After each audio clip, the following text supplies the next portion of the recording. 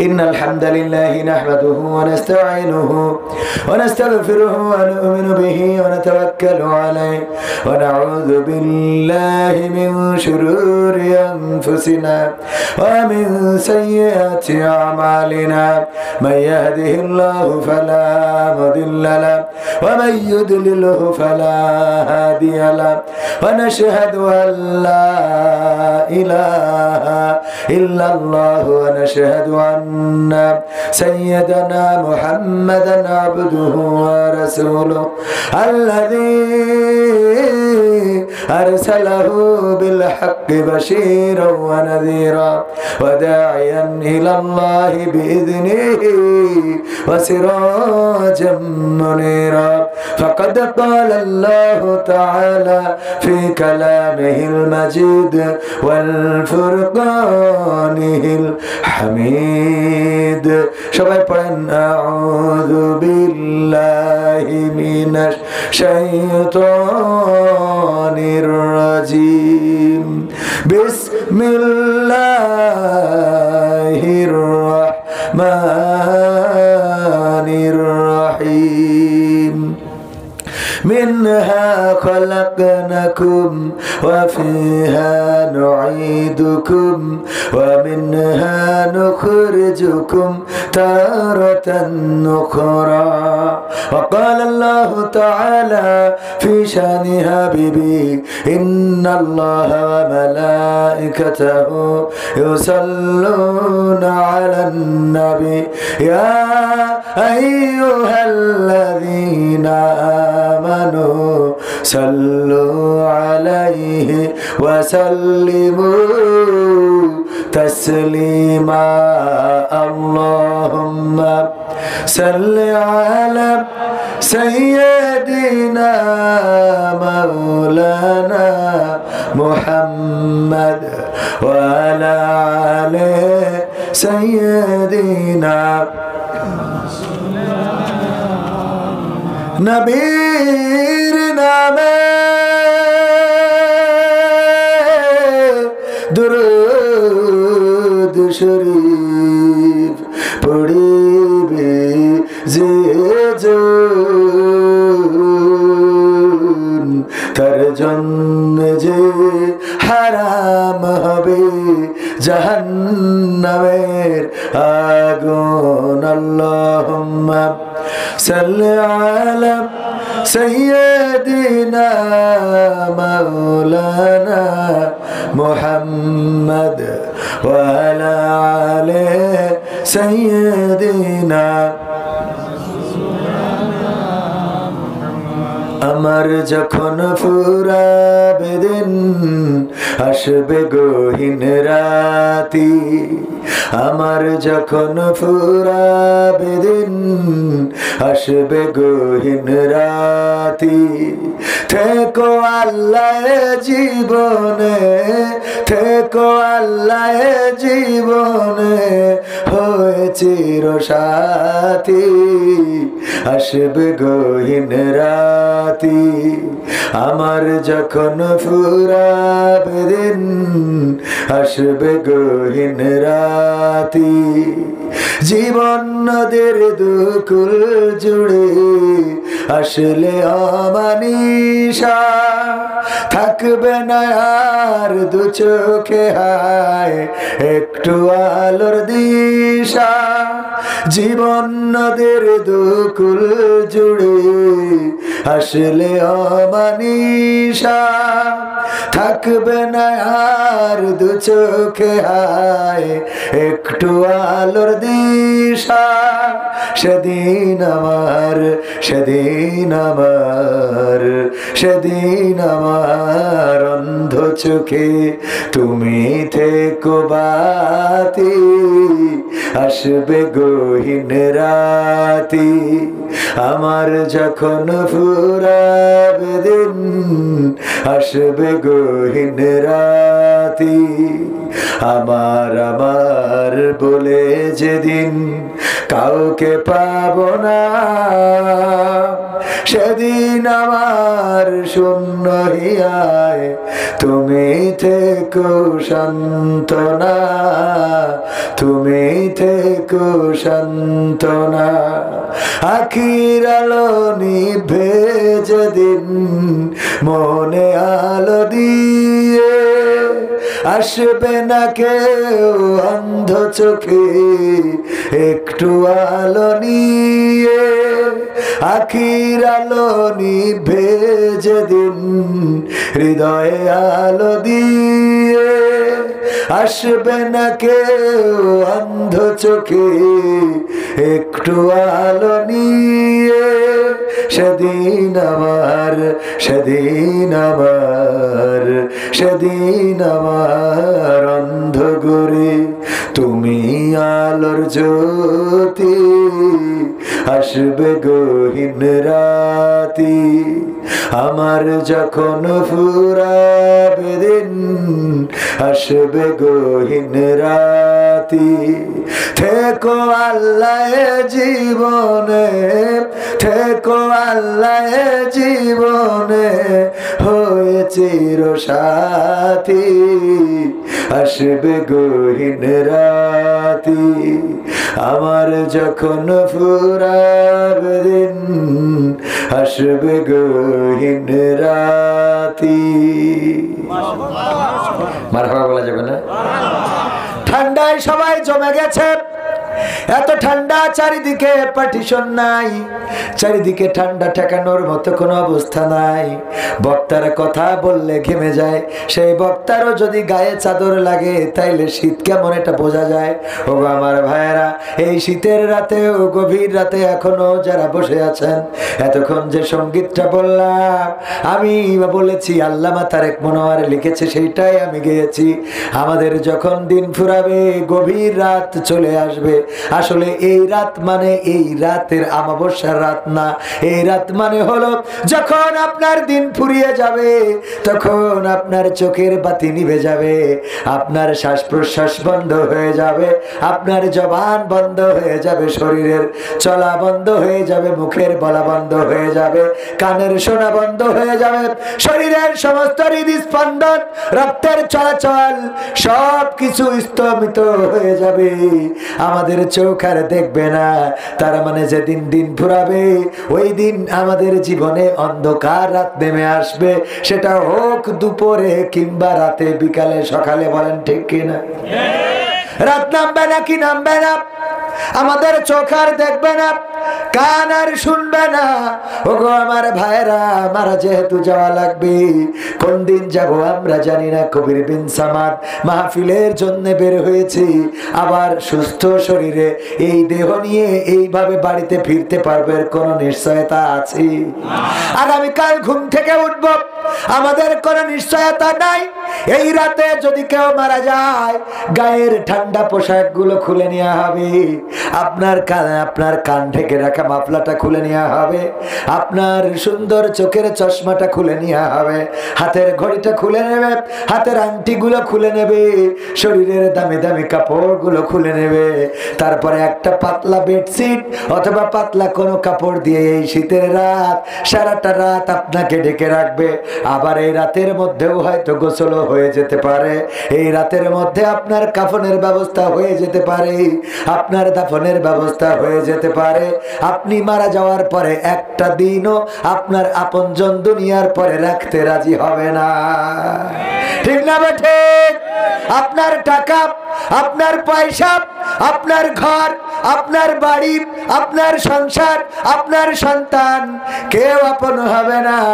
আমার আইনউদ্দিন আল আজাদ রাহিমাহুল্লাহ, শ্রদ্ধা ভাজন শিল্পী, সুন্দর করে সেই কথাগুলোই যেন গানে গানে বলেছেন।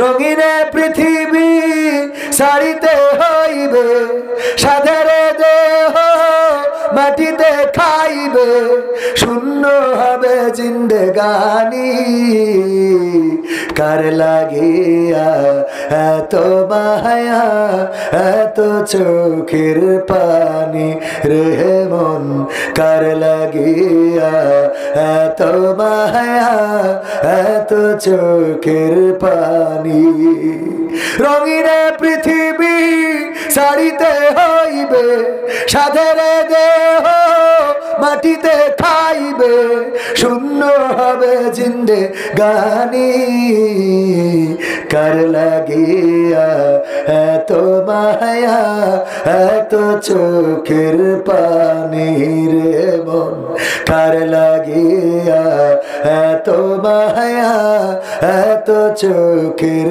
পানি সন্ধ্যা হলে ডুবিবে বেলা সাঙ্গ হবে ভবের বেলা সন্ধ্যা হলে ডুবিবে বেলা সাঙ্গ হবে ভবের বেলা কেউ বা দিবে আখেরি গোসল কেউ বা দিবে আখেরি গোসল কেউ বা আনবে আতর দানি কার লাগিয়া এত মায়া এত চোখের পানি ও মন কার লাগিয়া এত মায়া এত চোখের পানি এত আশার বাসা তোমার নিমিষে যে হবে চুরমার এত আশার বাসা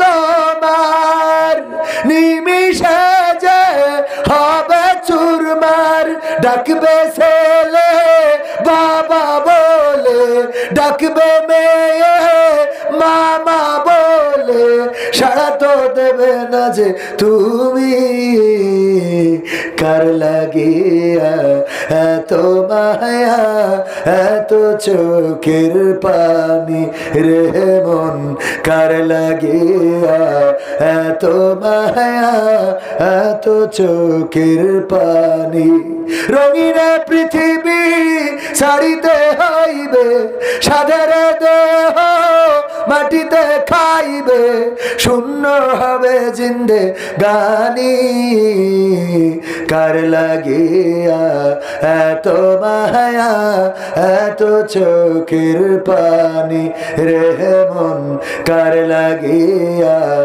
এত মায়া এত চোখের পানি ঠিক না ভাই ঠিক কার জন্যই মায়া কার জন্যই ভালোবাসা রাত অনেক হয়ে গেছে আমরা বেশি রাত করব না 12টার মধ্যে শেষ করব থাকা যাবে একটু সময় থাকবেন ইনশাআল্লাহ অনেক ঠান্ডা পড়ছে আমি বুঝতে পারছি এই ঠান্ডায় কাহিল হয়ে যাচ্ছেন তারপরেও যেহেতু শিডিউল অনুযায়ী আলোচনার টাইমটা ছিল আমার রাত 11টা থেকে 12টা পর্যন্ত যদিও একটু সময় হস্তক্ষেপ হয়েছে তারপরেও শুরু যাই হোক শেষ ভালো যাক সব ভালো তার আমরা শেষটা ভালো করব রাজি আছি ইনশাআল্লাহ থাকা যাবে থাকা যাবে থাকবেন কে কে একটু হাত দেখি থাকবেন শেষ পর্যন্ত নারায়ে তাকবীর নারায়ে তাকবীর আল্লাহ সবার হাতকে কবুল করে নিন এই রাতের মাহফিলটা আল্লাহ আমাদের নাজাতের ওসিলা করে দিন বলেন আমিন আল্লাহ বলেছেন ইকরা কিতাবাকা কাফা বিনাফসিকা আল-ইয়াওমা আলাইকা হাসিবা পড়ো তোমার কিতাব তুমি পড়ে তোমার হিসাব করে দাও তোমার হিসাব করার জন্য তুমি নিজেই যথেষ্ট আমরা এই শীতের রাত এই কষ্টের মধ্যে যারা এখানে বসে আছি দেখেন হুজুরের স্বার্থ আছে হুজুর টাকার জন্য এসেছে খাওয়ার জন্য এসেছে পাওয়ার জন্য এসেছে কিন্তু আপনারা এসেছেন এখানে কোনো স্বার্থ নাই নিঃস্বার্থভাবে আমার নাজাত হোক আর না হোক এই মাহফিলে আপনারা যারা বসে আছেন অন্তত আমার কথা শুনছেন আমাদের কথা শুনছেন এই কারণে আল্লাহ রাব্বুল আলামিন আপনাদের নাজাতের ব্যবস্থা করে দিবেন বলেন সুবহানাল্লাহ কারণ আপনাদের এখানে কেউ খাইতে দিবে না দিবে কেউ 50টা টাকা দেয় না গাড়ির জন্য এসেছেন কার জন্য আল্লাহর জন্য ইন্না সালাতি ওয়া নুসুকি ওয়া মাহইয়ায়া ওয়া মামাতি লিল্লাহি রাব্বিল আলামিন নিশ্চয় আমার সালাত আমার কুরবানি আমার জীবন আমার মরণ কার জন্য আল্লাহর জন্য। সেই আল্লাহর জন্য নিবেদিত প্রাণ হতে হবে। সেই কথাটাই আমি শুরুতে বলেছি। যেহেতু আমি এখানে আকর্ষণ, আমি আপনাদের মধ্যে কি আকর্ষণ কিছু সঙ্গীত শোনানোর জন্য আমার দাওয়াত করা হয়েছে। তো আমি সঙ্গীত সাথে কিছু আলোচনা অল্প টাইমের মধ্যে শোনাবো। আল্লাহ আমাদের তৌফিক দান করুন, বলেন আমিন। সম্মানিত ভাইয়েরা, আমি প্রার্থনা করেছিলাম আমাদের যখন ফুরাবে দিন আসবে, গহীন রাতি থেকেও আল্লাহ এই জীবনে হয়েছিল সাথী। আল্লাহ যার সাথী হয়ে যায় তার আর কোনো দুঃখ আছে? আল্লাহ যার বাতি হয়ে যায় তার আর কোনো অন্ধকার আছে? আল্লাহ যার জন্য রাজ্জাক হিসাবে হয়ে যায় তার আর রিজিকের অভাব হয়? আল্লাহ যার জন্য গফুর হিসাবে যার সামনে আসে তার আর মাগফিরাত চাওয়ার কোনো দরকার হয়? আল্লাহ রাব্বুল আলামিন যার অভিভাবক হয়ে যায় তার জন্য আর দুনিয়ার কোনো ব্যারিস্টার নজিবুর রহমান মোমেন সাহেব, যিনি শহীদ মাওলানা মতিউর রহমান নিজামী সাহেবের শ্রদ্ধাভাজন স্নেহের সন্তান, আমাদের শ্রদ্ধাভাজন আমাদের প্রিয় ভাই নজিবুর রহমান মোমেন সাহেব, উনারা আজ থেকে 6 মাস আগেও দেশে ওপেন চলার মতো কোনো সাহস ছিল না, ঠিক কিনা? এতে করে উনারা সব বাচ্চা দিয়ে আব্বার যেহেতু ফাঁসিতে ঝুলাইছে এই জন্যে ওবায়দুল কাদেরের সাথে যোগ দিয়ে বলেছিল খেলা হবে। বলেছিল? বলেছে? বলে নাই। আবার এ কথাও বলে নাই পালাবো না, বলেছে? আবার এ কথাও বলে নাই পালিয়ে যাব, বলেছে? তাও বলে নাই। কারণ কি? কারণ যা বলার বলেছেন কাকে? যেই মানুষের আপনি নির্যাতন করলেন, জুলুম করলেন, ওই মানুষ প্রতিবাদ করলো না, কথা বললো না, তার মানে আপনি মনে করেন না যে সে প্রতিবাদ করে নাই। ডক্টর মিজানুর রহমান আজহারি ভাই বলেছেন, মাথায় রাখবেন এই লোকটা আল্লাহকে বলে দিয়েছে। কাকে বলেছেন? আল্লাহকে বলে দিয়েছেন। যার বলার কোনো জায়গা নেই, আমরা প্রায়ই বলি যার কেউ নেই তার আল্লাহ আছে, কিন্তু যার অনেকেই আছে তারও আল্লাহ আছে। সুবহানাল্লাহ বলেন। আমরা কিন্তু এই কথা বলি না যে যার সব আছে তার আল্লাহ মানে আল্লাহ দরকার নেই, এই কথা বলা যাবে না। বরং যার কেউ নেই তার কে আছে, আবার যার সব আছে তারও কে আছে। যার সব আছে তারও আল্লাহ আছে, যার কেউ নেই তারও আল্লাহ আছে। এই পৃথিবীর মানুষ যখন আপনার কথা শুনবে না, যখন আপনার ব্যথা বুঝবে না, যখন আপনার পাশে থাকবে না, তখনও আল্লাহ রাব্বুল আলামিন আপনার পাশে আছে। আর যখন এই পৃথিবীর মানুষ সবাই আপনার পাশে থাকবে, এরপরেও আল্লাহ রাব্বুল আলামিন আপনি যদি চান তিনি আপনাকে ছেড়ে দিবেন না, ঠিক না বেঠে? আল্লাহর নবীর বিপদের সময় আল্লাহ পাশে ছিলেন, আবার যখন রাষ্ট্র ক্ষমতা দিয়েছেন তখন আল্লাহ পাশে ছিলেন। ওমর রাদিয়াল্লাহু তাআলা আনহুর মুসিবতের সময় আল্লাহ পাশে ছিলেন, আবার যখন ইসলামের খলিফা হয়েছেন তখনও পাশে ছিলেন। যারা আল্লাহকে চায় তারা সুখের সময়ও আলহামদুলিল্লাহ বলে, ঠিক না বেঠে? সুখের সময় কি বলে? আলহামদুলিল্লাহ। কোন একটা ফল দেখার পরে বলে না তোমার গাছে বিশাল ফল হয়েছে, কেমন সার দিয়েছিলে? জমিনে যদি ধান ভালো হয় অনেকেই বলে তোমার ফসলটা ভালো হয়েছে, তুমি আসলে চাষি ভালো। আসলে কি চাষি ভালো নাকি আল্লাহ দিয়েছেন? কে দিয়েছেন? যত চাষি ভালো হোক না কেন, আল্লাহ রাব্বুল আলামিন যদি ফসলের মধ্য থেকে অন্য ফসল বের না করে দেন, পৃথিবীর কোন মানুষের ক্ষমতা নাই ওই ফসল থেকে একটা ফসল বের করে আনে, বলেন ঠিক কিনা?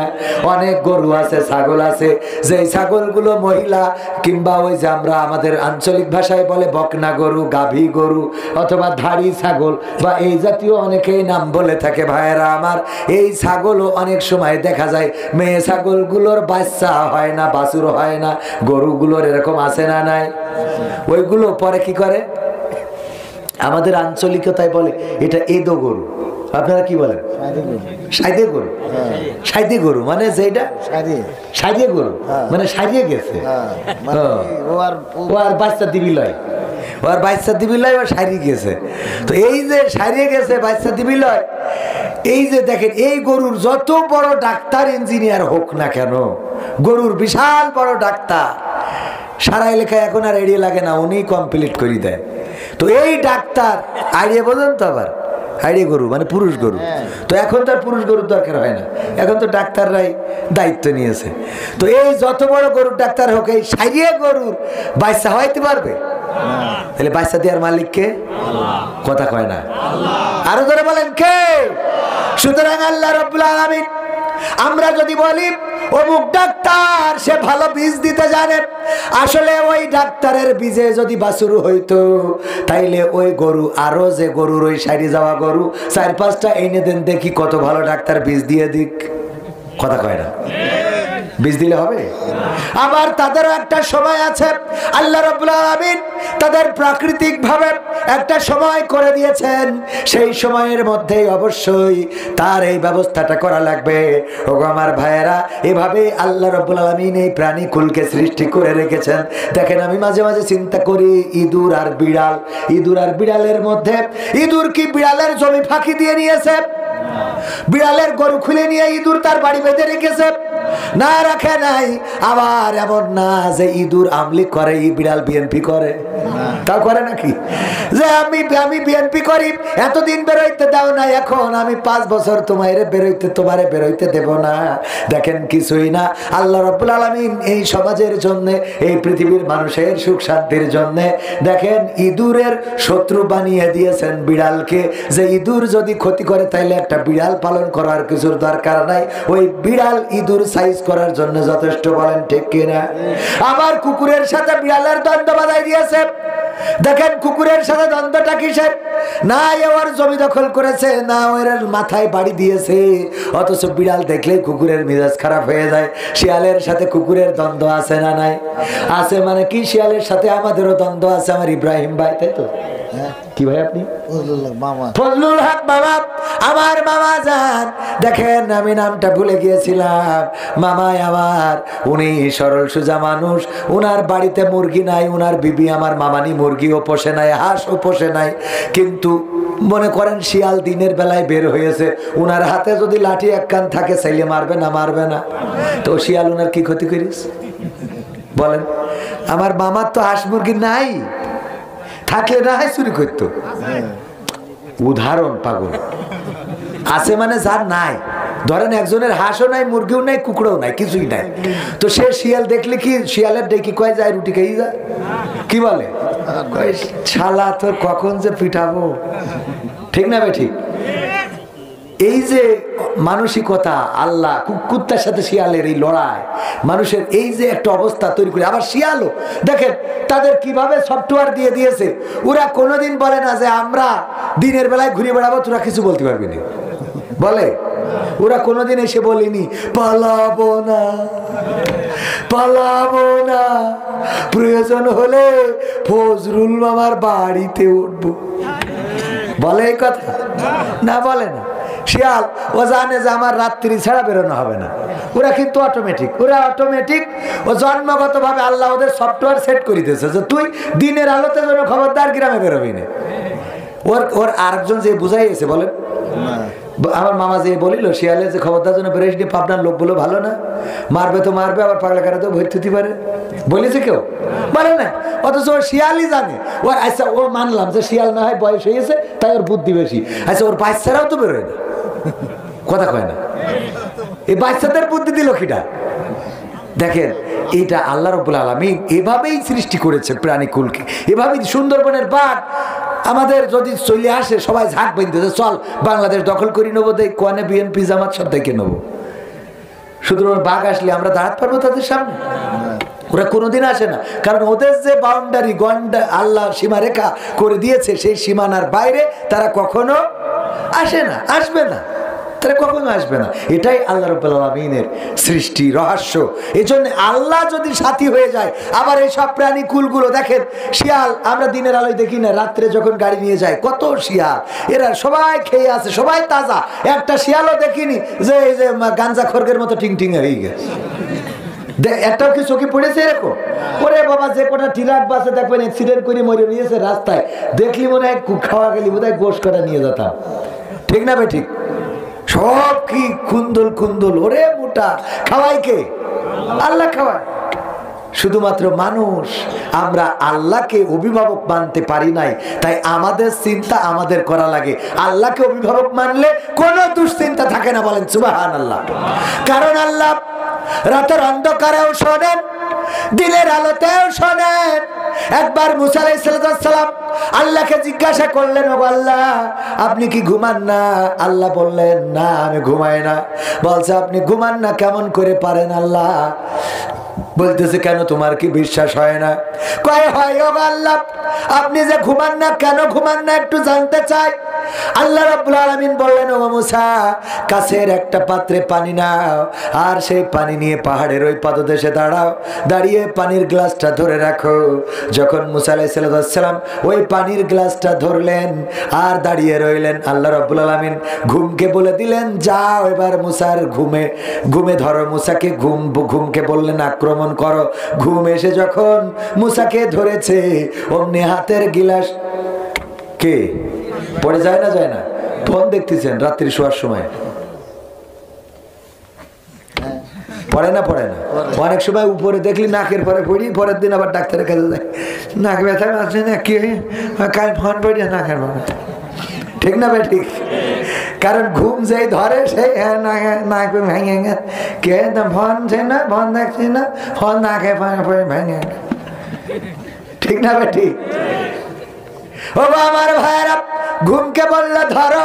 মুসা আলাইহিস সালামকে আক্রমণ করলেন ঘুম, আর অমনি হাতের গ্লাস পড়ে গেল, পাথরের পরে পরে চূর্ণ বিচূর্ণ হয়ে গেল, পানি চারিদিকে চলে গেল। আল্লাহ রাব্বুল আলামিন বললেন, ওগো মুসা, আমি আল্লাহ এমন একজন, আমি চিরঞ্জীব। আল্লাহ রাব্বুল আলামিনের পরিচয় আল্লাহ আয়াতুল কুরসির মধ্যে দিয়েছে। আয়াতুল কুরসি যারা পারেন তারা এটা পড়বেন, অর্থ সহ পড়লেই দেখবেন আল্লাহর সব পরিচয় আয়াতুল কুরসির মধ্যে আল্লাহ রাব্বুল আলামিন সুন্দর করে দিয়ে দিয়েছেন। ওগো আমার ভাইরা, আল্লাহ রাব্বুল আলামিন মুসা আলাইহিস সালামকে বললেন, আমি যদি ঘুমিয়ে যেতাম তাইলে এই দুনিয়া ওই কাচের গ্লাসের মতো পড়ে ভেঙে চূর্ণ বিচূর্ণ হয়ে যেত। বলেন আল্লাহু আকবার। ওই আল্লাহ জেগে আছেন, রাত 12টার সময় আপনার হঠাৎ করে বুকের মধ্যে ব্যথা, দমটা বন্ধ হয়ে যায়, ডাক্তারের কাছে নিয়ে যেতে হবে। গ্রাম্য ডাক্তারকে ডাকা হলো, বলল ঘুম থেকে উঠলাম, কেবল আসতে 10টা মিনিট লাগবে, এই 10টা মিনিটও আপনি নিঃশ্বাস নিতে পাচ্ছেন না। ওই সময় গ্রাম্য ডাক্তার 10 মিনিটে আপনার কাছে আসার আগে আপনার কাছে থাকেন কি? ডাক্তার ডাকার আগে ডাকেন কাকে? আল্লাহকে ডাকা যায়, আল্লাহকে পাওয়া যায়। যারা আল্লাহকে ডেকেছে তারা আল্লাহকে পেয়েছে, আর যারা আল্লাহকে ডাকে নাই তারা আল্লাহকে পায় নাই। ওগো আমার ভাইরা, ডাকার মতো ডাকলে আল্লাহকে পাওয়া যায়।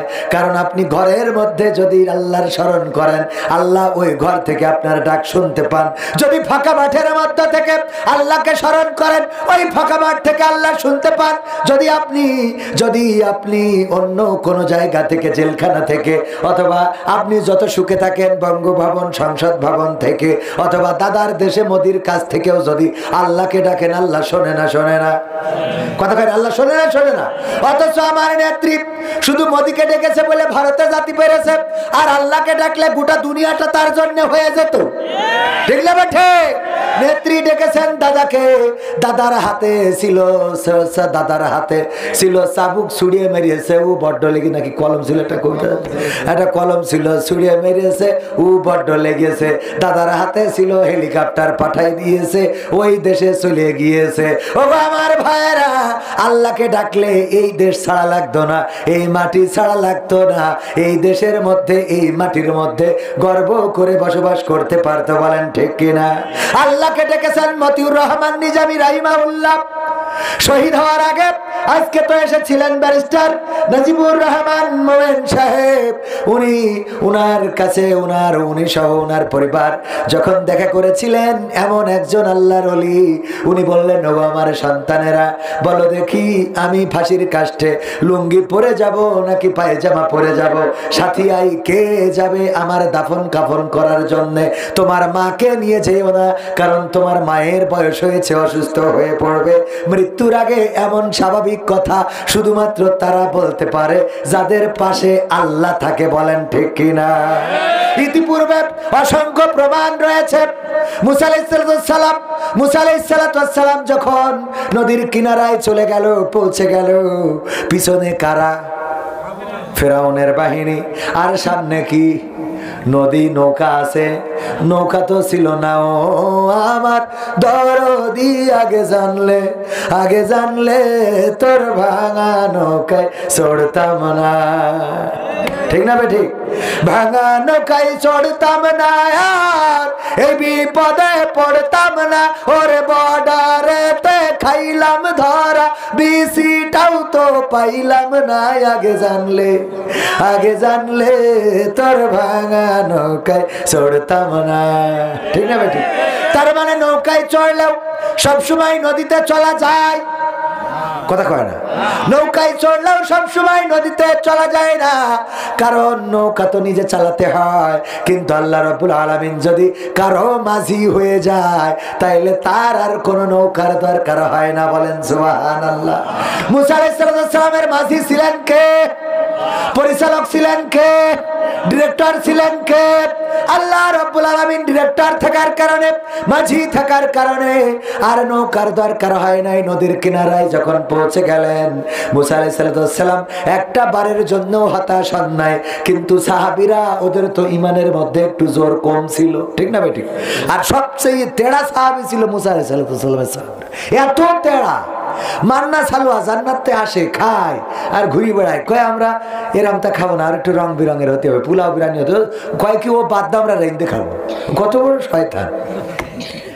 বসে পড়িয়ে জান্নাতে খাবার আসে, তুই খাবি আর হাত ধুয়ে ঘুরে বেড়াবি আর বোর সাথে মস্তি মারবি। কথা কয় না? মন খারাপ খেলো। তাইলে এখন এই যে দেখেন, এই বান্না সালুয়া জান্নাত থেকে আসে খাওয়া, ফেরেশতারা ওরা থালা বাসন মেজে রেখে দেয়, ভাত ভরে ঢাকনা খোলে, দেখে ওর মধ্যে ভাত, তরি তরকারি, গোশত। ওরে আরাম! এই আরামের খাওয়া বাদ দিতি, কয় আমরা পেঁয়াজ রসুনের চাষ করবো, আলু করবো, পটল করবো, আমাদেরও অত ওই মান্না সালুয়া খাবো না। তো এই কত বড় খারাপ! ওরা যদি ওই সময়তে মানিয়ে নিত, তা আমরাও মনে হয় কাজ কাম করতে হইতো না, আমরা আরাম করে খাতি পারতাম। ঠিক না বেঠিক? এত তেড়া সাহাবী ছিল, বলছে যে এর নিচে দিয়ে ঢোকো, মাথাটা একটু নিচে করি, আল্লাহর কাছে সাও করি। ওরা করিস কি আগে পা ঢুকাইতে, আগে পা ঢুক, মাথা ঢুকাবে না, কি ঢুকাবে? পা ঢুক। মানে শয়তান কাকে বলে? মানে কিছু শয়তান থাকে না, প্রতিদিন লিচু চুরি হয়, তো লিচুর মালিক আমার মামা যেই বলছে আজকে লিচু গাছ চকি দেবো, দেখ কিডা চুরি করে, তো হঠাৎ দেখে লিচু গাছে গান বাজতেছে, কত খাবো কত খাবো। তো বলছে কত খাবে এটা? কিডা যেই দেখে, কিডারে তুই লিচু গাছে রাত্রি? তো বলছে আমি। তা আমি মানে কিডা তুই? তাই মাকছে, এই মাকছে তুই লিচু পারছিস কেন? এই তোর আব্বার নাম কি? ক আমার কাছে লিচু রোজ রোজ চুরি করিস, তোর আব্বার কাছে যাবো। তো বলছে আব্বার কাছে যাবেন? তো যাবো না তো কি, তুই আমার কাছে লিচু চুরি করিস, তোর আব্বার কাছে পিছিয়ে দেবো। বলছে আব্বা তো বাড়ি নেই। তোর আব্বা বাড়ি নেই কনে গেছ? বলছে আব্বা তো উপরের ডালে। আব্বা উপরের ডালে, ওখান থেকে পেড়ি ধরছে, আমি ধরছি। তো বিচার দেবে কার কাছে? মানে শয়তানরা তো বড়টা উপরে, ঠিক না বেঠে? ও আমার ভাইয়ারা, আলোচনায় আসি। মুসা আলাইহিস সালাম নদীর কিনারায় পৌঁছে গেলেন। সেই নদীর কিনারা থেকে মুসা আলাইহিস সালাম হতাশ হন নাই, কারণ তিনি জানেন আমার মাঝি আছে, আমার মাঝি নদীর মাঝে নৌকা ছাড়াও পার করে দেওয়ার ক্ষমতা আছে না নাই? আল্লাহর নবী সাল্লাল্লাহু আলাইহি সাল্লাম যখন দাঁড়ানো, তার সাহাবীরা বলল, মুসা বিপদে নিজেও পড়েছো, আমারেও ফেলাইছো, আমাদেরও ফেলাইছো। কি করে ফেলাইলাম? এই যে নদীর কিনারায় নিয়ে এসেছো, এখন সামনে নদীতে নাই কোনো যানবাহন, নাই পার হওয়ার কোনো ব্যবস্থা, আর পিছনে ফেরাউনের সৈন্য বাহিনী, তাদের ঘোড়ার পায়ের নিচেই এখন পিষ্ট হয়ে মারা যাওয়া লাগবে, অথবা নদীতে চুবানি খাওয়া লাগবে। ওগো মুসা, এখন তো বিপদের কোনো শেষ নাই। আল্লাহর নবী হতাশ হলেন না, বললেন লা তাকনাতু মির রাহমাতিল্লাহ, আল্লাহর রহমত থেকে নিরাশ হওয়া যায় না। যারা আল্লাহর কাছে নিজেদেরকে সমর্পণ করে, আল্লাহ তাদের জন্য যথেষ্ট হয়ে যায়। আল্লাহ রাব্বুল আলামিন মুসা আলাইহিস সালামকে বললেন, হাতের লাঠি। কি করবা? মুসা কয় কি করবো? কয় পানিতে দাও বাড়ি। পানিতে বাড়ি দিলেন, আর অমনি 12টা গোত্রের 12টা রাস্তা হয়ে গেল। 12টা গোত্র ওই নদীর রাস্তা দিয়ে পার হয়ে গেল।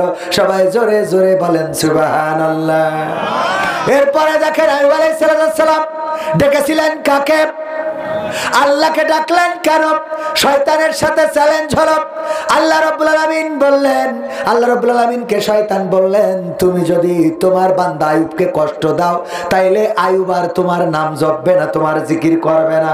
আল্লাহ বলল, শয়তান ও আমার বান্দা, ও বলেছে ইন্না সলাতি ওয়া নুসুকি ওয়া মাহইয়ায়া ওয়া মামাতি লিল্লাহি রাব্বিল আলামিন, আমার সালাত, আমার কুরবানি, আমার জীবন, আমার মরণ সব বিশ্ব প্রতিপালক আল্লাহর জন্য, সুতরাং আমার আইয়ুবের যত যাই বলো পরিবর্তন হবে না। কয় তুমি একটু পরীক্ষা করে দেখো। আইয়ুব আলাইহিস সালামের ধ্বংসযজ্ঞ নেমে আসলো, সন্তানেরা মারা গেল, স্ত্রীরা ছেড়ে চলে গেল, রহিম আলাইহিস সালাম ছাড়া সম্পদগুলো সব হাতছাড়া হয়ে গেল। এরপরে আল্লাহর নাম জপা ছেড়ে দিলেন না, তারপরে শরীরে ঘা হয়ে গেল, সমস্ত শরীরে ঘা হতে হতে সমস্ত শরীর আক্রান্ত হয়ে গেল, তারপরে আল্লাহর ডাকা ছেড়ে দিলেন না। এরপরে সমস্ত শরীরে ঘায়ের সাথে এবার পোকা দিলেন, পোকাগুলো কিলবিল করে, সমস্ত শরীরে পোকা। তারপরে আল্লাহর জিকির করা ছাড়লেন না, আল্লাহকে ডাকা ছাড়লেন না।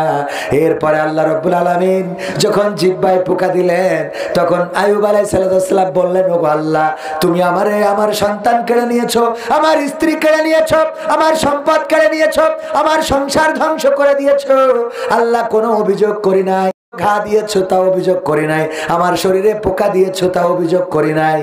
ওগো আল্লাহ, তুমি এখন এমন একটা জায়গায় পোকা দিয়েছো, আমার জিহ্বার পরে আল্লাহ ঘা দিলা, পোকা দিলা, আমার জিহ্বাটা যদি নষ্ট হয়ে যায়, বলো আল্লাহ আমি তোমার নামের জিকিরটা কেমনে করব? আল্লাহু আকবার। তোমার নামের জিকিরটা কেমনে করব?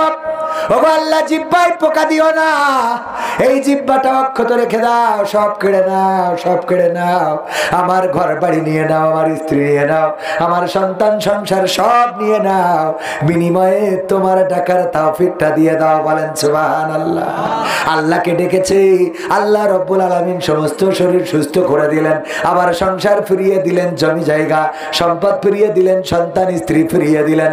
ওগো আমার ভাইরা, এই জন্য আল্লাহকে যারা ডাকে, বিপদে পড়লেও যারা ডাকে, সুখে থাকলেও যারা ডাকে, তারা কোনোদিন নিরাশ হয় না, নিরাশ হবে না। ওগো আমার যুবকেরা, যাদের চাকরি নাই, যাদের ইনকাম নাই, উপার্জন নাই, মানুষের দরজায় দরজায় ঘুরে বেড়াও, মানুষের কাছে যে বড় একটা চাকরির ব্যবস্থা করে দাও, আকিজে কি একটা চাকরির ব্যবস্থা করে দেয়া যায়, আদিনে কি একটা চাকরির ব্যবস্থা করে দেয়া যায়। ভাইরা আমার, বড় চাকরি দাতা হলো এই জমিনের মধ্যে আল্লাহর উপরে আর কেউ চাকরি দেওয়ার লোক আছে নাকি?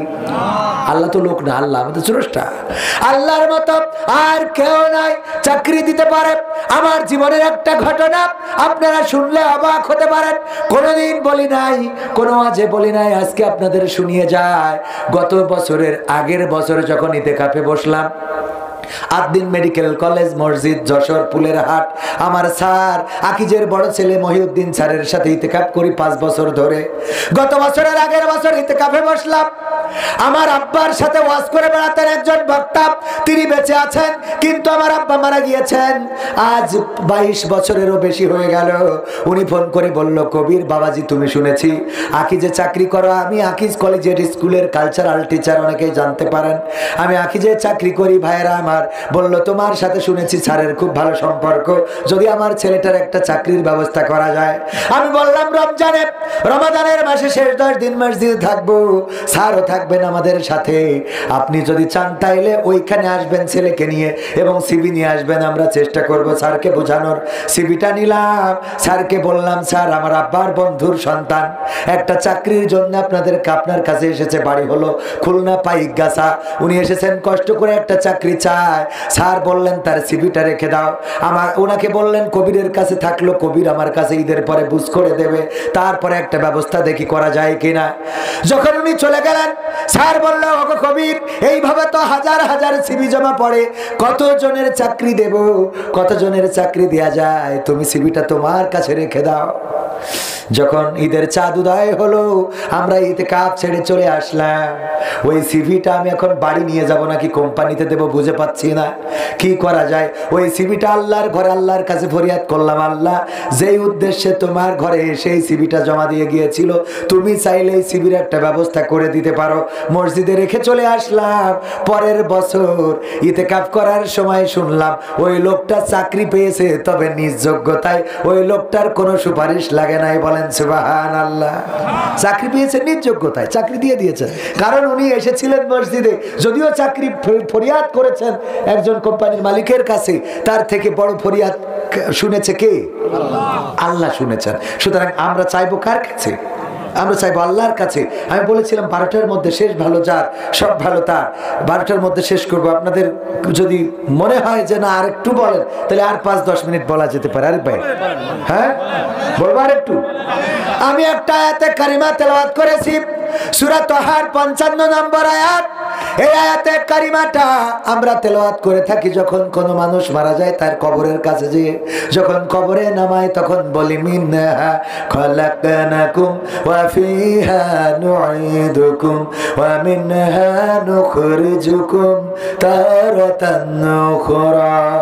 পড়ি না সবার মুখস্থ আছে না নাই?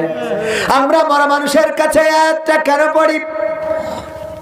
এই আয়াতের অর্থ হলো, ওগো আল্লাহর বান্দা, এই মাটি থেকে তোমাকে সৃষ্টি করা হয়েছে, আবার এই মাটিতে তোমাকে ঢুকিয়ে দেওয়া হবে, আবার একদিন এই মাটি থেকে তোমাকে জীবন্ত করে ওঠানো হবে।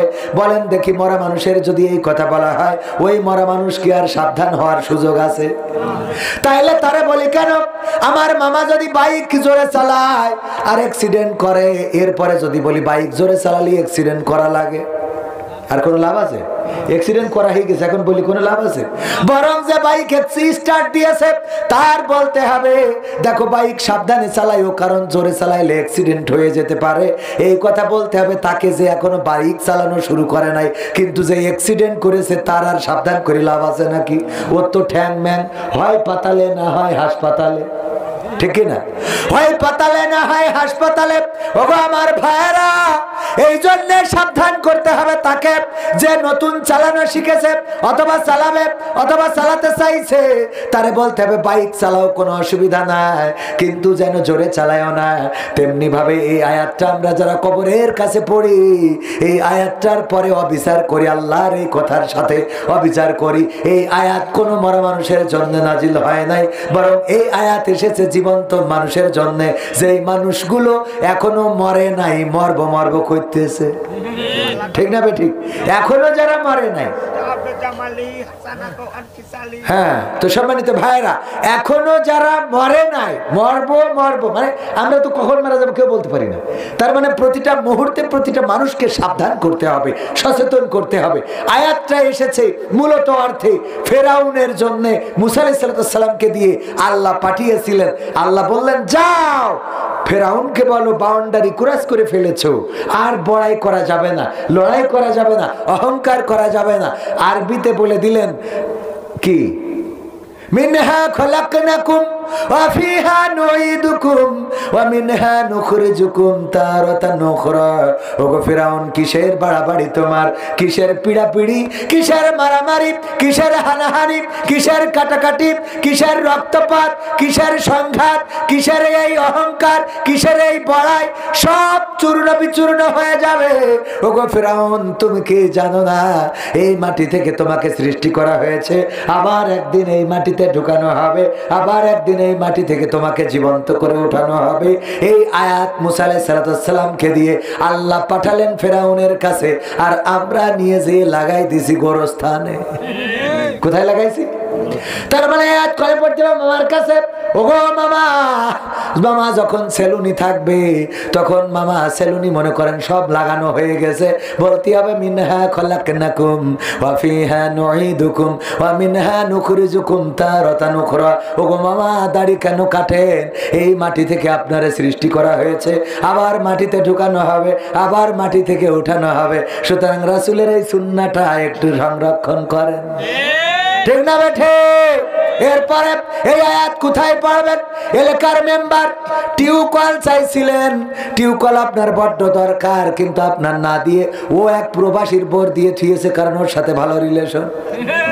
ঠিক না বে ঠিক? যখন প্রবাসীর পর টিউবওয়েল দেবে তখন বলবেন মিনহা খলাকনাকুম ওয়া ফিহা নুঈদুকুম ওয়া মিনহা নুখরিজুকুম তারাতান উখরা। এই ফাঁকিবাজি করে তো লাভ নাই। টিউবওয়েল দিয়েছে গরিবদের জন্য, আর তোমার সাথে প্রবাসীর পর একটু দেওর ভাবির সম্পর্ক, তাই তুমি কলটা ওখানে দিয়ে দিলে না, এটা করা যাবে না। তোমার কি মনে হয় না তুমি এই পৃথিবীতে এসেছো, আল্লাহ তোমারে মাটি থেকে সৃষ্টি করেছে, আবার মাটিতে ঢুকাবে, আবার মাটিতে উঠাবে, আল্লাহর কাছে দাঁড়ানো লাগবে। সুতরাং ভাবিকে নয় বরং গরিবকে এই টিউবওয়েল দিতে হবে। চেয়ারম্যানকে বলতে হবে, চেয়ারম্যান সয়াবিন তেলের বোতল আপনার খাটের নিচে, কারণটা কি? এসেছে তো গরিবদের জন্য। ওগো চেয়ারম্যান, আপনার কি মনে হয় না মিনহা খলাকনাকুম ওয়া ফিহা নুঈদুকুম ওয়া মিনহা নুখরিজুকুম তারাতান উখরা। ওগো আমার যুবকেরা, লাইলাতুল ফেব্রুয়ারিতে যারা আই লাভ ইউ আছে না নাই? ওই দিন কোন মেয়ে এসে যদি বলে ফুল দিলাম, নাও আমি তোমারে I like you, I love you, তখন আপনার বলতে হবে মিনহা খলাকনাকুম ওয়া ফিহা নুঈদুকুম ওয়া মিনহা নুখরিজুকুম তারাতান উখরা। কিসের ফুল দাও তুমি? তুমি আমার অন্যায় পথে কেন ডাকো? তুমি কেন ভাবো না এই মাটি থেকে তোমাকে সৃষ্টি করা হয়েছে, আবার এই মাটিতে ঢুকানো হবে, আবার এই মাটির থেকে উঠানো হবে? ওগো আমার ভাইরা, এমনি ভাবে অন্যায় যেখানে আয়াতটা সেখানে, অন্যায় যেখানে আয়াতটা সেখানে। যে যাই করুক তার কানের কাছে যে ডক্টর ইউনূস যদি অন্যায় করে তাইলে বলতে হবে মিনহা খলাকনাকুম ওয়া ফিহা নুঈদুকুম ওয়া মিনহা নুখরিজুকুম তারাতান উখরা। ওগো ডক্টর ইউনূস সাহেব, আর সুদ খাওয়া খাওয়ি চলবে না, আর কোনো বাড়াবাড়ি চলবে না, আর কোনো মারামারি চলবে না। আল্লাহর আইন মতো দেশ যদি চালান আমরা সাথে আছি। ওগো ডক্টর ইউনূস সাহেব শোনেন, এই মাটিতে আপনার বানাইছে, মাটিতে ঢুকাবে, মাটিতে উঠাবে, আল্লাহর কাছে দাঁড়ানো লাগবে। সুতরাং সাবধান হয়ে যান। ওবায়দুল কাদেরের বলার দরকার আছে না নাই? ওগো ওবায়দুল কাদের, টাকা দিয়ে মোবাইল কিনলাম, আর তুমি বলো এই মোবাইল কে দিয়েছে? ঠিক না বেঠে? আমরা টাকা দিয়ে কিনলাম, আর তুমি বলো এই মোবাইল কে দিয়েছে? এই মোবাইল আমি সরকার দিয়েছে। এত বড়টা মিথ্যে কথা কেমনে বলো? তোমার কি মনে হয় না মিনহা খলাকনাকুম ওয়া ফিহা নুঈদুকুম ওয়া মিনহা নুখরিজুকুম তারাতান উখরা? মনে থাকবে? আজকে ওয়াজটা মুখস্থ করাই দিলাম। যেখানে অন্যায়, যেখানে অপরাধ, যদি দুইজন দেখেন পার্কে বসে আছে এরকম, মানে এই দুইজন না, মানে বিপরীত লিঙ্গের বসে আছে, কানের কাছে দিয়ে বলবেন মিনহা খলাকনাকুম ওয়া ফিহা নুঈদুকুম ওয়া মিনহা নুখরিজুকুম তারাতান উখরা। ফাঁকা হয়ে যাও। এই যে সৌন্দর্য থাকবে না, ওগো নায়ক নায়িকা কপট কপতি, ওগো তোমরা কি চিন্তা করো না এই মাটি থেকে তোমাদেরকে বানানো হয়েছে, মাটি থেকে সৃষ্টি করা হয়েছে, মাটিতে ঢুকানো হবে, আবার একদিন এই মাটি থেকে তোমাকে উঠানো, তোমাদেরকে উঠানো হবে। যখন দুইজন একসাথে থাকবে তখন এই আয়াতটা পড়া লাগবে। এমনি ভাবে এই সব জায়গার জন্য এই আয়াত নাজিল হয়েছে, আর আমরা এই আয়াত নিয়ে যেয়ে গোরস্থানে মেরে দিয়েছি। গোরস্থানে ওই মরা মানুষের যখন বলি মিনহা খলাকনাকুম ওয়া ফিহা নুঈদুকুম, আজকের থেকে শুরু। আমার সাবধান করি লাভ কি? সাবধান তুই হ। বলতো না, বলতো না, ও বলতো তুই হ। আমি তো করিনি, চার দোকানে বসে তাস মারিছি, পরিমণি মারিছি, সিরিয়াল মারিছি, ওই প্রবাসীর বোর বেড়া ভেঙে বেড়াইছি। আজকে আমার খেলা ফাইনাল। তুই শিগগিরই বেড়া ভাঙা বাদ দে। কথা কয় না? আবার ওই আপনার পাবনার বেড়া না, পাবনার বেড়া উপজেলা না, এ উপজেলা আলাদা, ও অসুবিধা নেই, পানি পড়বে, গরিব মানুষ। ওগো আমার ভাইয়েরা, সুতরাং আমরা পরিবর্তন হওয়ার দরকার আছে না নাই? আমরা যেগুলো পড়ি বুঝে তো পড়ি না, আর যাদের কাছে পড়া হয় তারাও বোঝে না। একবার এক হুজুর ওয়াজ করেছে সব আওয়ামী লীগের বিরুদ্ধে, সব হাসিনার বিরুদ্ধে, সব জয়ের বিরুদ্ধে, বঙ্গবন্ধুর বিরুদ্ধে। পাশে থাকা আমার মামার মতো এক নেতা বলছে, হুজুর আপনার কিন্তু স্টেজতে নামতে দেবো না, ঠ্যাং খুলে কাঠের ঠ্যাং লাগাই দেবো।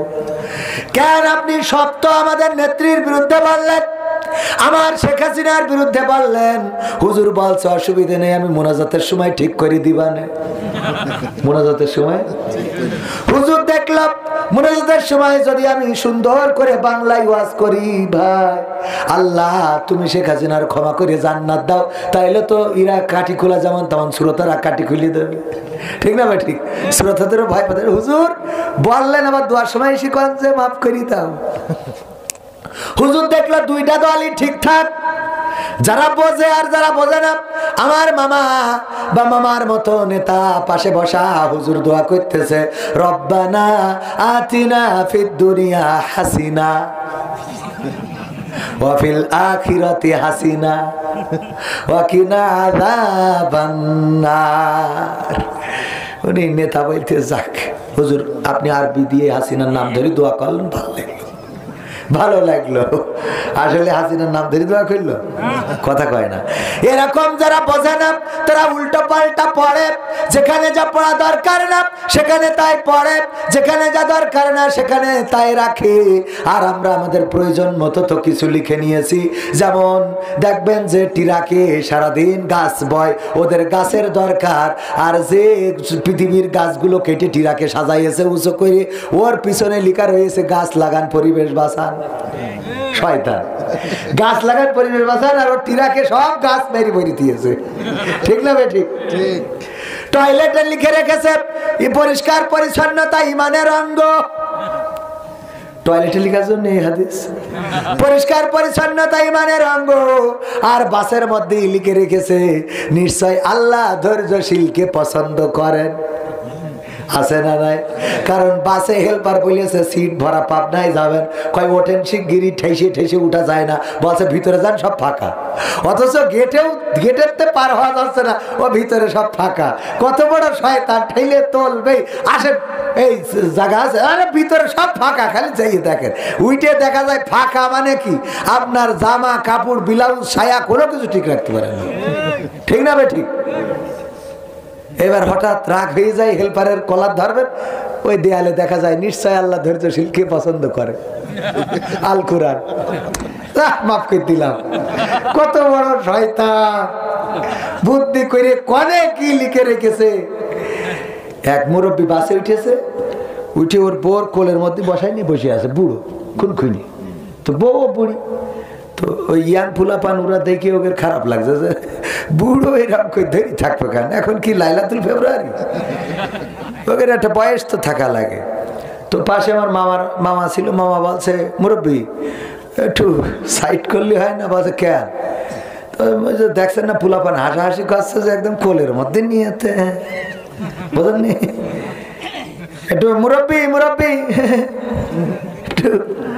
তা বলছে যে তুমি মনে হয় লেখাপড়া জানো না। তো জানবো না কেন? লেখাপড়া জানলে ওখানে কি লেখা রয়েছে দেখো দিন, কি লেখা রয়েছে দেখে, লেখা রয়েছে নিজের মাল নিজে সাবধানে রাখুন, নিজ দায়িত্বে রাখুন। হ্যাঁ, তো এখন আমার মাল আমি সাইডে দিতে থাকবো, তোমার পাকাও হয়েছে। কথা কি বোঝা গেছে? নিচের মাল নিজ দায়িত্বে রাখুন, সাবধানে রাখুন। আমার ভাইয়েরা এই জন্যে প্রয়োজন মতো কিছু কথা নোট করে রেখে দেয় যে এই কথাটা খুব দরকার, এই কথাটা এই জায়গায় যাবে। যেমন ফকিররাও এখন কোরআন জানলে ওরা ভিক্ষে করতো, ইন্নাল্লাহা আশতারা মিনাল মুমিনিনা আনফুসাহুম ওয়া আমওয়ালাহুম বিআন্না লাহুমুল জান্নাহ। ওরা আয়াত জানে না, তাই এই কথা বলতে পারে না। আর এখনকার ফকিররা অবশ্যই আয়াত না জানলেও স্মার্ট হয়ে গেছে। আমার বাড়ি এসেছে এক ফকির ভ্যানে করে, কিসে করে? আমি বললাম ভ্যান তো চেনেন, ভ্যান একজন ড্রাইভারও আছে, ওতে একটা মাইক লাগানো, ওই ভ্যান পার্কিং করে, তো ওই ড্রাইভার বাড়ি বাড়ি ওই গামলা নিয়েতে আসে। তা আমি ওর বলতেছি, ভাই আপনি এত ভালো মানুষ, আপনি তো মানুষ না, আপনি তো বেরেস্তা। তো এত ভালো মানুষ যখন এই লোকটারে ভ্যানে করে নিয়ে বেড়ান মানুষের বাড়ি বাড়ি থেকে, তো এর থেকে ভালো লোকটারে বাড়ি রেখে দিয়ে আপনি ভ্যান চালাইয়ে ওরা তো খাওয়াইলেই হয়। কয় হুজুর আপনি মনে হয় বুঝতে পারেননি কে? তো বলছে আসলে আমি ওনার চালাই নে, উনি আমার চালায়, উনি আমার। বলছে ভ্যানও ফকিরির, ও মাইকও ফকিরির, আমিও ফকিরির, আমি ফকিরির আন্ডারে চাকরি করতেছি। ও নিয়ে আসি সকালে, এই বাড়ি বাড়ি তুলি দিয়ে আমার মাসে একটা বেতন আছে, আল্লাহ, ও তো ফকির না, ও তো বস, ও তো কফিল মালিক, ওর আন্ডারে চাকরি করে, মাসে একটা বেতন পায়। তাই বলছি তা ফকির কোনো কথাবার্তা কয় না, মাইক লাগাই রেখেছ কেন? বলছে উনার হিসেব হইলো এত বইলে পারে কিনা। একবার রেকর্ডিং করে থুয়ে দিয়েছে, ওই ব্যাটারি চার্জ দেবে আর হবে, ও বলবে না, ওর অত সময় কনে, ওরা খালি শুয়ে রয়েছে ভ্যানের পরে, গোটো মোটো হয়ে শুয়ে রয়েছে, খুব অসুস্থ, ভাব দেখাচ্ছে যে অসুস্থ, মানে বইলেও ভিক্ষে করতে রাজি না। আপনাদের পাবনায় সাথিয়ায় সাইনবোর্ডে লেখা রয়েছে যে ভিক্ষুক মুক্ত উপজেলা, ফকির মুক্ত, ভিক্ষুক মুক্ত উপজেলা, দেখেন না? ওর নিচেই বসিতে একজন ভিক্ষে করতে, যে একজন এসে বলছে ফকির তুমি কি লেখাপড়া মোট করনি? তা বলছে কেন? তো বলছে লেখাপড়া করলি তো তুমি অন্তত ভিক্ষে করতে, ঠিক আছে, ইখানে তো করতে না কেন? তা বলছে সাইনবোর্ডে লেখা, কে তুই এর নিচে করছিস কি? সাইনবোর্ডে কি লেখা বাবা? তো লিখেছে ভিক্ষুক মুক্ত অঞ্চল।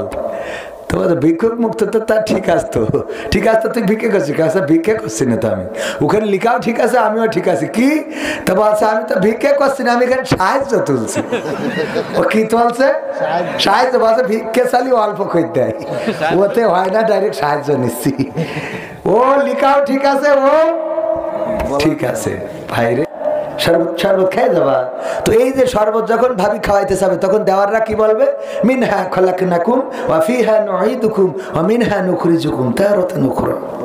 ওই মারা যাওয়ার পরে পড়ে লাভ নেই, মারা যাওয়ার পরে পড়ে লাভ কি? কথা কয় না? মারা যাওয়ার পরে খুব পরেজগার, ওই মরে গেছে আমার মামাতো বোন, মামার মেয়ে, আমি দেখতে যাবো। তা বলছে না হুজুর আপনি দেখতে যাইতে পারবেন না। কেন? তো বলছে মেয়ে মানুষ না, আপনার মামাতো বোন হয়, মাহারম পুরুষ ছাড়া দেখতে পারবেন না। তা আমি বলছি মামাতো বোনের আমি নিয়ে যে কয়দিন আগে পাবনা সিনেমা হলে তো একসাথে, তখন তো কেউ হাদিস দেওনি, কথা কয় না, তখন হাদিস দেয়? ও মরি যাওয়ার পরে, ও মরিয়ে গেলে ওর সাথে ঘেঁষাঘেঁষি করবে কিনা? ও তো ভয়তেই বাঁচে না, যে না জানি আমারও ধরে নিয়ে যায়, ঠিক না বাঠে? সুতরাং মরা মানুষের কাছে হাদিস ঝেড়ে লাভ নেই। ও মরি গেছে, ওর দিয়ে কারোর কোনো ইচ্ছা নেই, কারণ ওই সৌন্দর্য দেখি কেউ পাগল হবে না। যে এই যুবক সারাদিন পাঁচ পাঁচ ঘুরি বেড়ায়, ও যদি হঠাৎ ওর ওই নায়িকা মরি যায়, ও খবর ও মারে, ওর সাথে আমি নেই, ও ঘরের তো ঝাঁপ দিয়ে বেরোয় যাবে, ঠিক না বে? ঠিক, ঘরের তো লাভ দিয়ে বের হয়ে যাবে। সুতরাং ওরা যখন জ্যান্ত থাকতে ঘষাঘষি করছিল, তখন তুমি হাদিস দাও, মরার পরে কে হাদিস রে? সব উল্টো আওয়াজ, আমাদের দেশে সব উল্টো আওয়াজ, উল্টো আওয়াজ। আমি ফেসবুকে লিখে দিবানে, দিন প্রচারের জন্য চলিলাম পাবনায়। ওরে দিন প্রচার হলা খানজান শাহজালাল, টাকা দিয়েছে তারপর আইছি, তুমি শাহজালাল হয়েছে। দিন প্রচার, দিন প্রচার ফেসবুকে ডাইরেক্ট ডাহা মিথ্যে কথা বলি ওয়াজ করতে আসি, ঠিক না বেঠিক? সব উল্টো পাল্টা কাজ, সত্যি কথা কেউ উচ্চস্বরে বলতে পারে না। বাস্তব কথা বলবেন না কেন? আপনি যা করেন বলেন, অসুবিধা কি? যদি আল্লাহর ভয় না পান, মানুষের ভয় পেয়ে লাভ আছে? আমি টাকা নিয়ে ওয়াজ করি, তো এর সত্যি কথা ওপেন বলতে আমার অসুবিধা কি? হ্যাঁ, যদি বলেন হুজুর এই টাকা নিয়ে কি সব বল লিপস্টিক ক্যান্সার? না, আমি একটা মাদ্রাসাও করেছি, ঠিকানা তানজিমুল কুরআন ক্যাডেট মাদ্রাসা। এই ওয়াজ করছি আর ওই মাদ্রাসায় নিয়ে যেয়ে লাগাচ্ছি, গাড়ি বানাতে দিছি রাজশাহী, 4 লাখ টাকা লাগছে, 3টা গাড়ি লাগবে, 3 12 লাখ টাকার দরকার, ওয়াজ করি করতেছি, তো এই টাকা তো নেই। তা আমি ওই দিন প্রচারে যাচ্ছি, লিখে যে টাকা দুটো কম হয়ে যায়, সেই অমনি আরিফ ভাই ধরি, তুমি টাকা দিছাও না ফালতু লোক। আচ্ছা টাকা নিয়ে আইছেন? হ্যাঁ টাকা তো নিয়ে আইছেন আজ ফ্রি। হ্যাঁ, তাহলে বোঝেন না ফ্রি না, টাকা নিয়ে আমি তো নিয়ে এটা ডাইরেক্ট বলছি, যা নি কোনো ওই কথা বলে লাভ নেই। যা করি ওপেন বলি, তাতে তুমি মানলি মানো, না মানলি নাই, কথা ঠিক আছে না বাজার? সিটারির মধ্যেই নেই। আর আমরা সব উল্টো করি। কি করি? উল্টো। ওই যে উল্টোই তো দেখালাম, যে শালির সাথে আরিফ ভাই ঘুরিয়ে বেড়ায়, কেউ বলে না শালির যে রাতের অন্ধকারে খোলে করে বালবাগানে নিয়ে গেছে, তাও কেউ কিছু কয় না।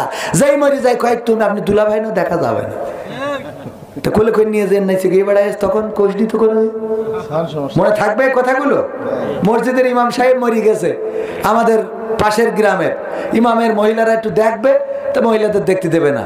তা আমি বললাম কে, মহিলারা শেষ দেখা দেখবে, হুজুর সারা জীবনে কেনে ওয়াজ করেছে, মাইকে শুনেছে, অসুবিধা বলছে হুজুর দেখলি গুনাহ হবে। তাই আমি বলছি চার দোকানে বসে সারাদিন চা খেতে দেখা যেত, হুজুরের মহিলারাও দেখতো, পুরুষরাও দেখতো, সবাই দেখতো। তো তখন তো কোনোদিন বলেননি গুনাহ হবে, এখন এসে গুনাহ আসছে। এইটুক দেখায় গুনাহ হয়, দেন খোলেন, একটু গুনাহ হলে কি হয়, এত সব কি করবে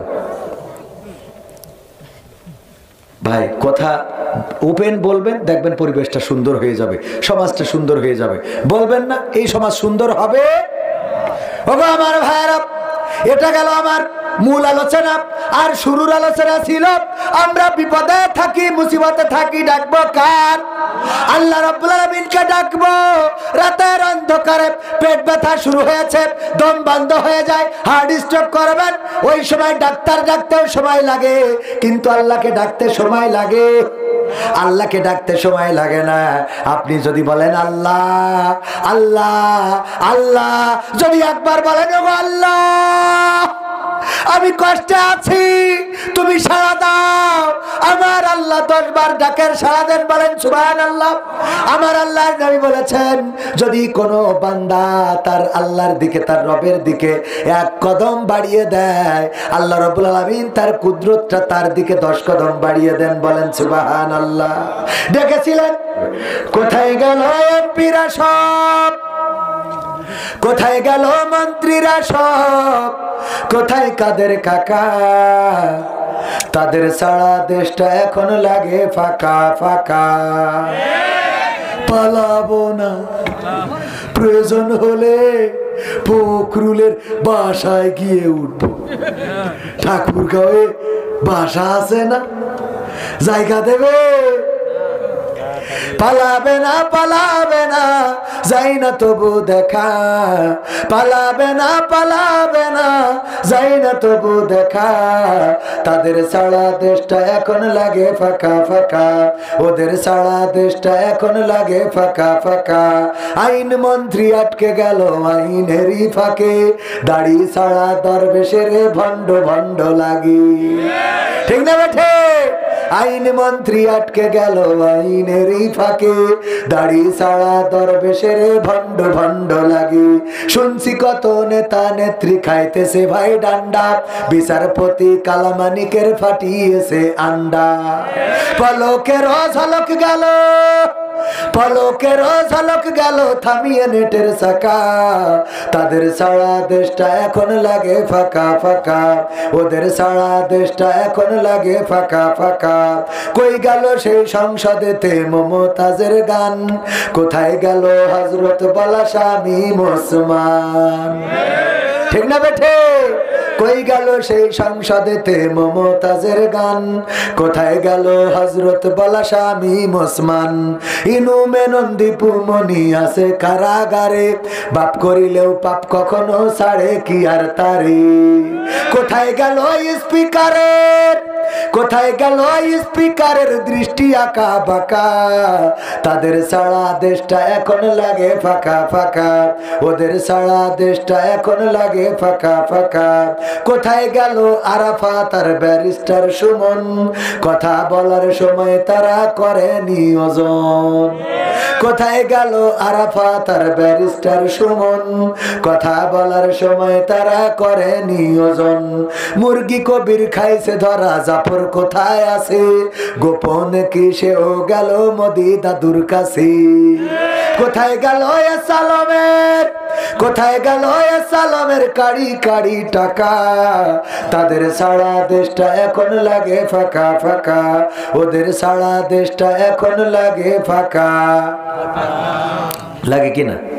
এখন আর বেগুনি ভাজা শিখায় না কুমড়ো দিয়ে, এখন আর কাঁঠাল দিয়ে বার্গার খাওয়া শিখায় না, এখন আর আমাদের বলে না এই ব্লাউজ কে দিয়েছে। সবাই দ্রুত প্রেম পড়েন, আল্লাহুম্মা সাল্লি আলা মুহাম্মাদ ওয়া আলা আলি মুহাম্মাদ কামা সাল্লাইতা আলা ইব্রাহিম ওয়া